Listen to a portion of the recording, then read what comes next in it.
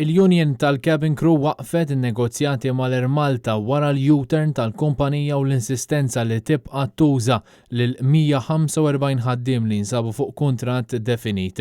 Il-Union sejħed dan l-atteġġjament mill-Air Malta bħala manuvra politika u gimmick intenzjonat biex huma jispiċċaw mingħajr xogħol jew binqas paga ħaddiema li ilhom jagħtu servizz lil-linja nazzjonali għal 20 ta' snin. Il-Cabin Crew qed jgħidu li l-Air Malta insistiet li żomm 145 ħaddiem fuq kuntratt definit biex tagħmilha faċli għall-kumpanija ħalli tnaqqas il-pagi b'mod permanenti u biex tagħmel tibdiliet fil-ftehim kollettiv kurrenti li fil-passat kien iffirmah missier il-Prim Ministru Robert Abela.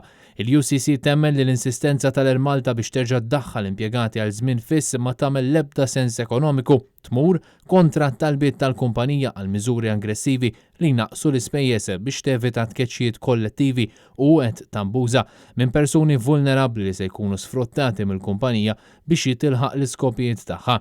Fis-stqarrija, il-UCC stqarret li kienet tibqa' impenjata biex tissalvagwardja l-impjieg tal-ħaddiema kollha, madankollu mhux se tippermetti li l-Air Malta jew lill-Gvern jabbużaw minn din il-pandemija biex jieħdu vantaġġ minn persuni li għal snin twal kienu ta' servizz għall-linja nazzjonali tal-ajru. Il-Union tinsab ixxukjata b'din il-manuvra u ddiżappuntata għal fatt li l-membri tagħha ġew abbandonati mill-Gvern f'mument tant diffiċli.